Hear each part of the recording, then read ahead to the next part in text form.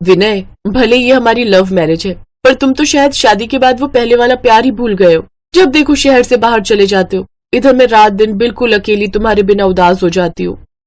मेरी जान, my sweet heart, अगर काम नहीं करूंगा तो अपनी प्यारी पत्नी का ख्याल कैसे रखूंगा? काम तो मुझे करना पड़ेगा। और फिर तुम टेंशन क्यों लेती हो? पापा जी तो घर पर ही होते हैं, तो उनसे थोड़ी बात कर लिया करो। कभी भी कोई भी जरूरत हो तो पापा को बोल देना। अच्छा, मैं चलता हूँ, फ्लाइट का टाइम हो रहा है, 2-3 दिन बाद लौट आऊंगा। विनय बाहर आता है और अपने पिता के पैर छूता है। विनय के जाने के बाद अंजलि अपने कमरे में आ जाती है। अगली रात अंजलि जब सो रही थी तो उसे नींद नहीं आ रही थी। पता नहीं विनय का कॉल क्यों नहीं मिल रहा। इतनी देर से फोन ट्राई कर रही हूँ, कहीं ऐसा तो नहीं ये सो गए होंगे, कल सुबह कॉल करूंगी। तभी अंजलि के दरवाजे पर खटखट होती है। बहू, जरा दरवाजा खोलना। इतनी रात को पापा जी को क्या काम होगा, देखती हूँ। अंजलि दरवाजा खोलती है। मुझे नींद नहीं आ रही, बहुत बेचैनी हो रही है। क्या मैं कुछ देर तुम्हारे साथ कमरे में बैठ जाऊं, अगर तुम्हें ऐतराज ना हो? जी, मेरे कमरे में? रहने दो बहू, तुम्हें भी परेशानी होगी। मैं देखता हूँ, थोड़ा बाहर टहल लेता हूँ। पापा जी, मैं आपके लिए कुछ लाऊं, दूध चाय कुछ बनाकर? आपको कुछ चाहिए? अंजलि का ससुर झट से उसका हाथ पकड़ लेता है। चाहिए तो बहुत कुछ। कब से मैं तड़प रहा हूँ तुमसे बात करने के लिए, तुम्हें छूने के लिए। अंजलि, मेरी बाहों में आ जाओ।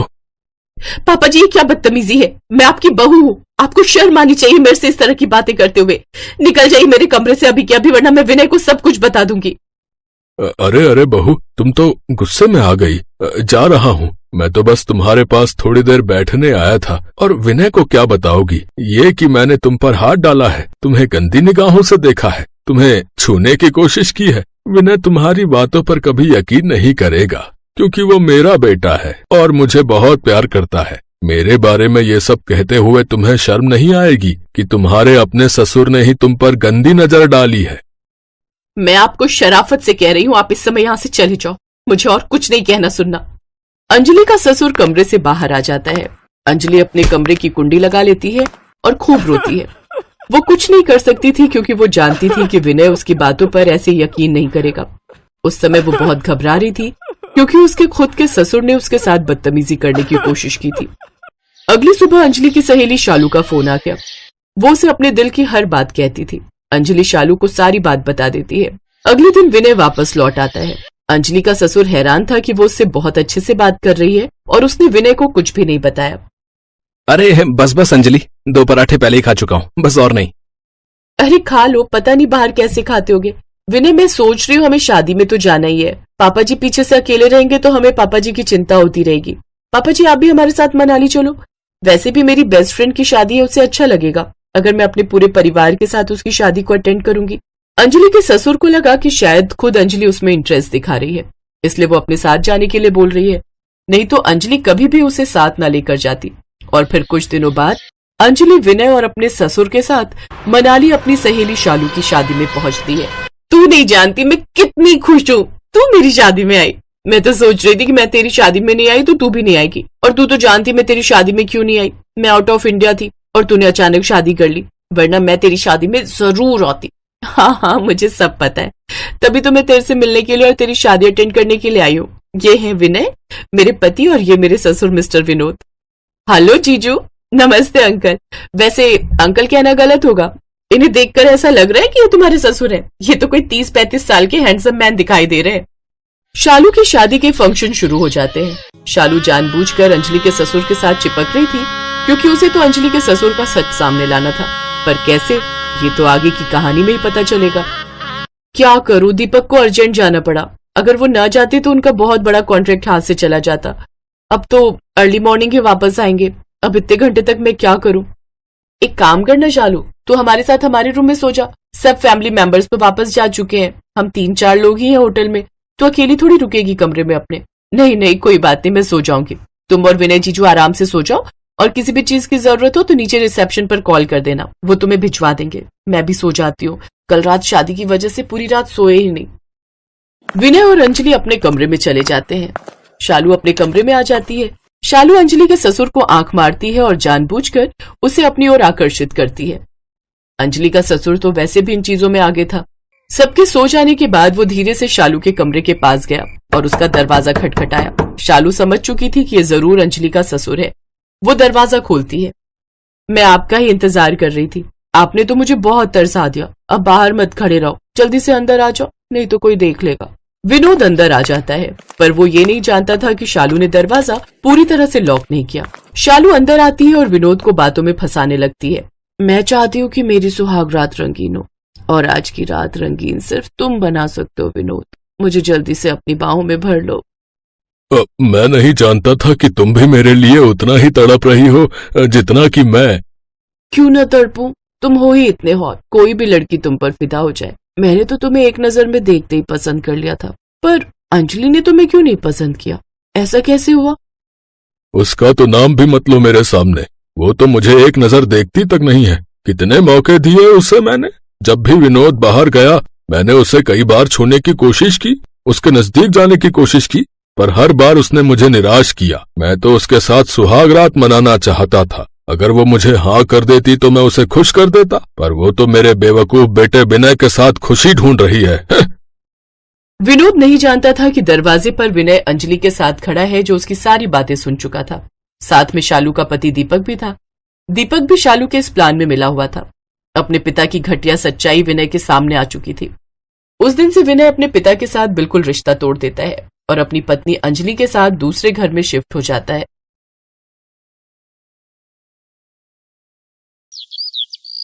जानती हो सुरभि डार्लिंग, अपनी सुहागरात वाले दिन का मैं कितनी बेसब्री से इंतजार कर रहा था। अब आज तुम्हें पता चलेगा कि तुम्हारा कुणाल कितना रोमांटिक है। ऐसा कहकर कुणाल सुरभि का घूंघट उठाता है और किस करने ही वाला होता है कि तभी उसका बड़ा भाई मोहित जोर से चिल्लाता है, ए छी छी छी, अबे क्या कर रहा है, हैं? उठ साले, अब क्या अपने बड़े भाई का चीर हरण करके छोड़ेगा? सॉरी भैया, वो सपना। हाँ समझ गया, लेकिन अभी हम दोनों की सुहागरात को 2 दिन बाकी हैं। 2 दिन बाद शादी है हमारी, फिर अच्छे से सुहागरात मना लेना अपनी बीवी के साथ, समझे मेरे इमरान हाशमी? और हाँ, अभी के लिए खुद पर जरा लगाम रखो, समझे? अपने भाई के मुंह से ये बात सुनकर कुणाल शर्मा जाता है और अपने मुंह पर चादर ओढ़कर सो जाता है। फिर 2 दिन बाद दोनों भाई बड़े ही धूमधाम से अपनी दुल्हनिया को लेने घोड़े पर सवार होकर निकल पड़ते हैं। कुछ देर बाद बारात बैंकेट हॉल पहुंचती है, जहां दोनों सगी बहनें रंजना और सुरभि की शादी दोनों भाइयों से हो जाती है।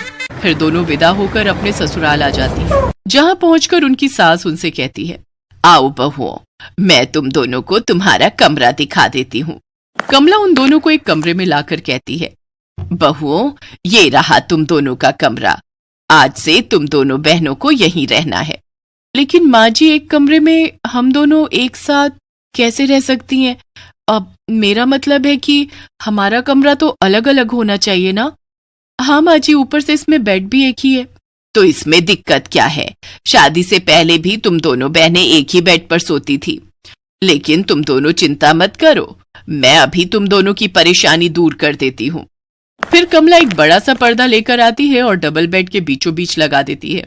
फिर एक ही बिस्तर पर एक तरफ मोहित और रंजना और दूसरी तरफ सुरभि और कुणाल लेट जाते हैं। क्या हुआ सुरभि डार्लिंग, तुम्हारा मुंह क्यों बना हुआ है? अरे आज तो हमारा खुश होने का दिन है। एक कमरे में ऊपर से एक ही बेड पर 2 कपल सुहागरात मनाएंगे। बताओ, ये भी कोई बात हुई? अपनी फर्स्ट नाइट को लेकर क्या क्या सपने देखे थे मैंने। जहाँ एक बेड पर सुरभि और कुणाल में नोकझोंक चल रही थी, वहीं दूसरी तरफ रंजना और मोहित का भी यही हाल था। अब रंजना डार्लिंग, तुम तो इस शादी के जोड़े में क्या कहर ढा रही हो। अब बिल्कुल अप्सरा लग रही हो। लेकिन तुम मुझे जहर लग रहे हो। बताओ भला, एक बेड पर 2 बहनों की सुहागरात?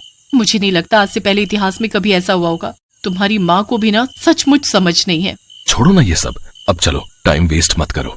फिर दोनों भाई अपनी अपनी सुहागरात मनाने की तैयारी करते हैं। तभी सुरभि को उसके लहंगे में लगी सेफ्टी पिन चुभ जाती है और वो जोर से चिल्लाती है, आ आ। अरे मेरी माँ, क्यों चिल्ला रही हो? अभी तो मैंने मैच शुरू भी नहीं किया।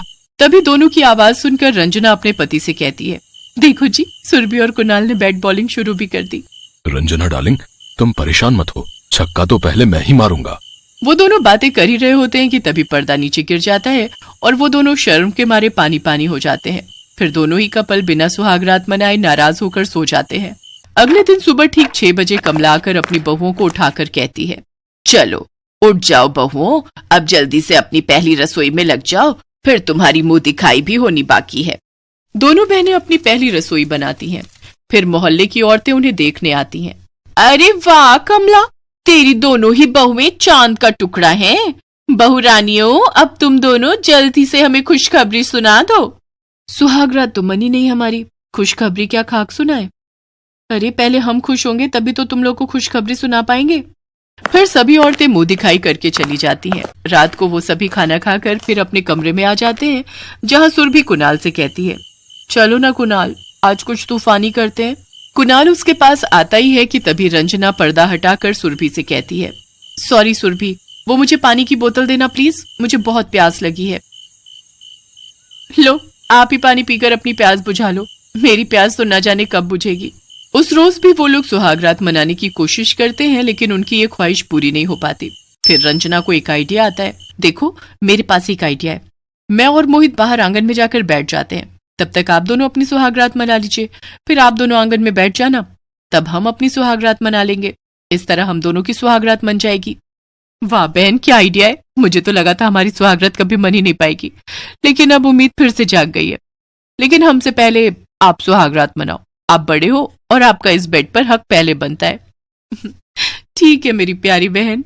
इसके बाद पहले रंजना और मोहित अपनी सुहागरात मनाते हैं, तब तक सुरभि और कुणाल बाहर आंगन में इंतजार करते हैं। फिर बाद में उसी बेड पर सुरभि और कुणाल अपनी सुहागरात मनाते हैं। इस तरह दोनों बहनों का एक बेड पर सुहागरात मनाने का सपना पूरा हो जाता है। फिर चारों खुशी खुशी उसी बेड पर सो जाते हैं।